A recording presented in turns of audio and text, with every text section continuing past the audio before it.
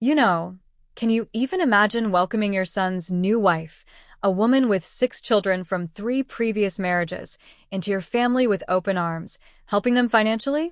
Only for her to turn around and drag you to court, demanding a slice of your life savings for her kids, equal to your own biological grandchildren? Yeah, that actually happened to us.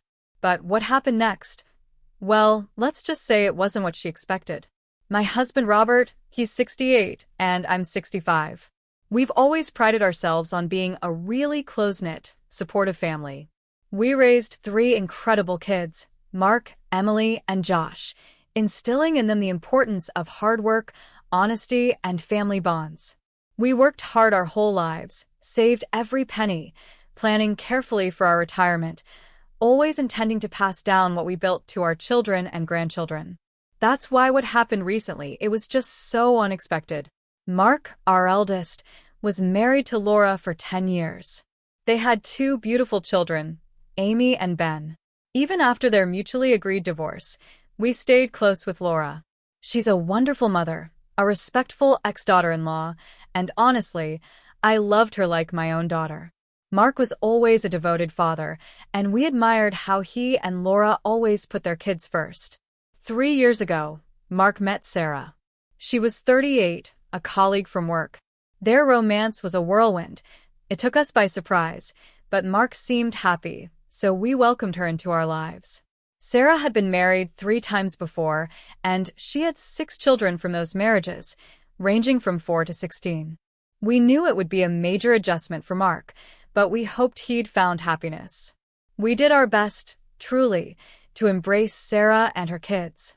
Our motto has always been the more the merrier, so we happily included them in every family gathering, every holiday, every outing. Robert and I loved taking our grandkids to Disneyland, and it was so much fun having Sarah's kids join us.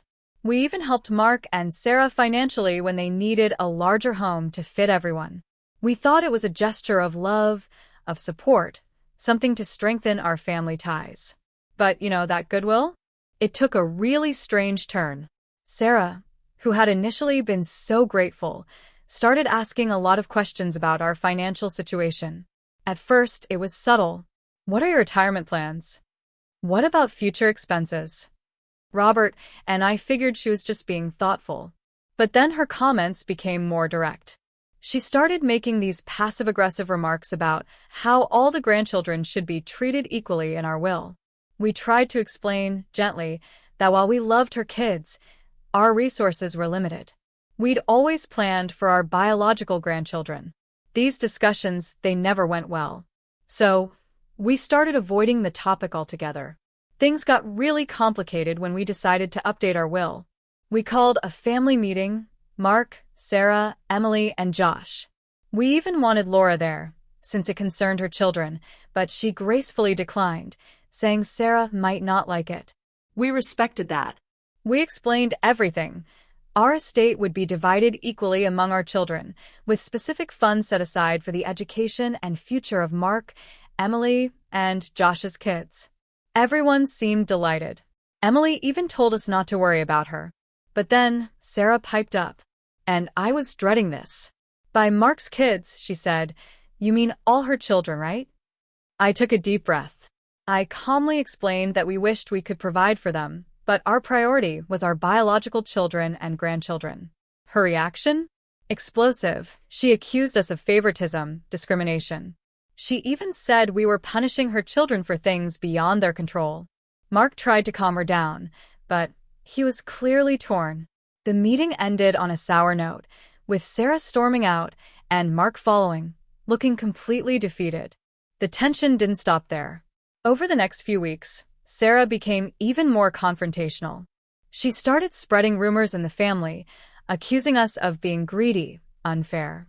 She actually told her children that we didn't see them as part of the family. It created this toxic environment that strained our relationships with Mark and even our other children. We tried to fix it. We even offered to help Mark and Sarah set up separate savings accounts for her kids. But Sarah was relentless. She insisted that all children, biological or not, deserved an equal share of our estate. Then it escalated to a level we never, ever expected. One evening, we received a court summons. Sarah had sued us. She was demanding that her children be included in our inheritance plans, claiming that by excluding them, we were causing them emotional distress and creating an unfair family dynamic. We were absolutely devastated. I mean, who does that? We never imagined our own daughter-in-law would take such extreme measures. The legal battle that followed was incredibly stressful. It drained us emotionally and financially. Sarah's legal team portrayed us as outdated, discriminatory, uncaring. It was humiliating. Exhausting. We were shocked, hurt. This wasn't how we envisioned our retirement years. We had no choice but to hire a lawyer to defend ourselves. To make matters worse, the lawsuit ripped our extended family apart. Some relatives, hearing only Sarah's side, sided with her. She made up so many stories, how we ignored her kids, made them sit in another room. Honestly, if I'd heard those stories from someone else, I probably would have thought we were evil too. I didn't blame our friends and family. But Emily and Josh, they stood by us, insisting we had the right to distribute our assets as we saw fit. Family gatherings turned into battlegrounds. Through it all, we tried to maintain a relationship with all our grandchildren, including Sarah's kids. But it was clear Sarah had poisoned their minds. She'd cancel visits last minute, make excuses, even accuse us of favoring Amy and Ben in front of her kids. It was heartbreaking. Our lawyer, who was our rock through this whole ordeal, reviewed Sarah's evidence. It felt like we were losing. Sarah had built this strong narrative, presenting herself as a victim. For a time, it seemed like the court was actually leaning in her direction. We feared the worst. But we weren't giving up. Our lawyer decided to dig deeper into Sarah's past. She reached out to one of Sarah's ex-husbands, just to gather some background. What started as a simple check quickly turned into a major breakthrough. It was revealed that he had been paying child support for 3 of Sarah's children. No one in the family knew this. Sarah always claimed she received nothing from any of her ex-husbands, that she raised all 6 kids alone. We'd applauded her courage back then. Now we knew the truth. This was a shock, but it still wasn't enough to cover the needs of 6 kids. So our lawyer kept digging. To our absolute shock, it turned out Sarah had been receiving substantial child support payments from all 3 of her ex-husbands. She'd never mentioned it in court. The total amount was more than enough to provide for her 6 children. Yet, she had been pretending to be financially strapped, making it seem like she needed our inheritance. This discovery? It was a game changer. Our lawyer compiled all the evidence and presented it to the court. The revelation was explosive. Sarah had been hiding her financial situation, misleading the court, trying to manipulate us emotionally. The courtroom atmosphere shifted dramatically. The judge was not pleased. Sarah's claims of financial hardship were suddenly called into question. The judge's questions became sharp, demanding explanations for her failure to disclose her true financial status. Sarah struggled to defend herself. Her facade as a struggling single mother crumbled. The more the judge probed, the more dishonest she appeared. The judge's frustration was clear. Her credibility? Gone. As Sarah's credibility unraveled, the courtroom was filled with whispers, shocked glances. The judge's final questions challenged her integrity and intentions. The room was so tense. And I could tell, this was unexpected for Mark too. He looked as surprised as we were. But for him, it was more painful. He'd stood up for his wife against his own family, only to find out she'd been hiding this from him all along. It must have been heartbreaking. In the end, the court ruled decisively in our favor. The judge upheld our right to distribute our assets as we saw fit. And then he ordered Sarah to compensate us for the emotional distress and legal fees we had incurred due to her frivolous lawsuit. She was also charged with a penalty for concealing her assets from the court. The courtroom was silent as the verdict was read. Sarah's face went white. Mark looked utterly defeated. As we were leaving the courthouse, Sarah approached us. Her entire demeanor had changed. She was no longer the aggressive, entitled woman who had dragged us through months of hell. Instead, she suddenly wanted to settle things, suggesting we should just let go of all the misunderstandings and move forward as a family. She even had all the kids with her, saying Mark and the kids wouldn't be able to handle this sort of emotional distress. We were too stunned to respond. We just walked away.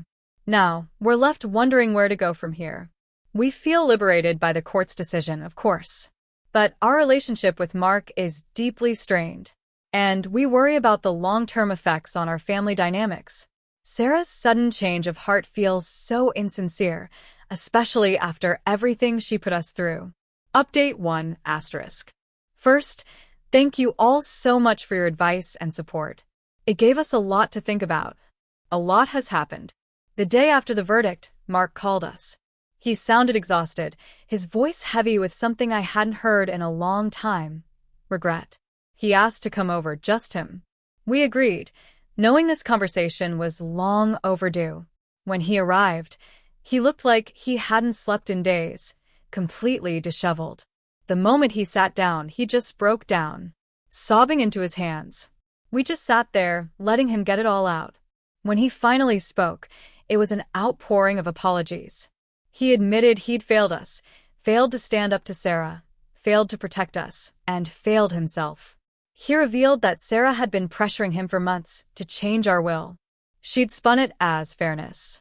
When he tried to reason with her, she threatened to leave him if he didn't support her in the lawsuit. Mark said he felt trapped, torn between his wife and his parents. Deep down, he knew her demands were unreasonable, but he felt powerless. He was afraid of losing his marriage, and in his desperation, he let Sarah take the lead, even though he knew it was wrong. It was clear this whole situation had been eating away at him. He even revealed this wasn't the first time Sarah had caused issues. Apparently, she had a history of financial disputes with her ex-husbands. When they first got together, he noticed a pattern: Sarah always in some conflict, usually about money. He'd brushed it off, chalking it up to her difficult past. Now, he realized they were red flags he should have paid attention to. We talked for hours. We told him we'd support him no matter what, and urged him to consider counseling, individually and as a couple. The next day, Mark's first wife, Laura, called. She'd heard about the case from Amy and Ben, who were understandably upset. Laura, who has always been a steady, kind presence in our lives, offered her full support. She thanked us for being fair and loving grandparents. She even spoke to Amy and Ben, reassuring them that they were loved and that this conflict didn't change anything. Her kindness was a balm to our weary hearts. As for Sarah, we haven't heard directly from her. But through the family grapevine, we know she's trying to garner sympathy, portraying herself as a victim of our cruelty. She's spinning tales about how we mistreated her and her children. Some relatives, those not privy to the full details, have been swayed. They see us as the villains. But thankfully, many others have seen through her act, recognizing it as a desperate attempt to shift blame. We've decided to focus on healing our relationship with Mark and maintaining strong bonds with all our grandchildren. The court's decision may have settled the legal matter, but the emotional wounds will take time. We've decided to seek family counseling. It's not just about moving forward, it's about rebuilding trust and love. For now, we're taking things one day at a time. Thank you for your support. Update 2 asterisk. Things have taken an unexpected and, frankly, disturbing turn. Just when I thought the dust was settling, a new crisis emerged. Yesterday morning, Robert and I were babysitting Josh's kids, just going about our routine, when Child Protective Services arrived at our door. CPS. The shock. We had no idea why, but the moment the worker mentioned an anonymous report of emotional abuse and neglect of Sarah's children, it didn't take us long to suspect who was behind it. The worker explained it was routine, but the implications were terrifying. That someone, Sarah, would make such a serious, false accusation against us? Infuriating and deeply unsettling. She inspected our home meticulously, taking notes. We cooperated fully, explaining the entire situation, the court case, the conflict. We showed her the court documents. As the visit progressed, her formality softened. She seemed to understand this was more than a family dispute. It was malicious retribution. She reassured us there was no evidence to support the claims and left, promising a written report. manipulate the situation, tearing the family apart. During our conversation, Mark revealed something even more concerning. He had been in contact with a divorce lawyer. It wasn't a light decision. After everything, he realized Sarah's behavior was toxic, not just to us, but to him and all the children. He was deeply worried about Amy and Ben and even Sarah's kids. He'd done a lot of soul-searching, and now he saw Sarah's true colors. The CPS incident was the final straw. He couldn't live in fear of what she might do next, couldn't let her continue using the children as pawns. We advised Mark to document everything. Every incident, every conversation, every threat. We emphasized prioritizing the well-being of all the children. As for us, we've installed security cameras around our property. We don't want this to spiral into something more dangerous.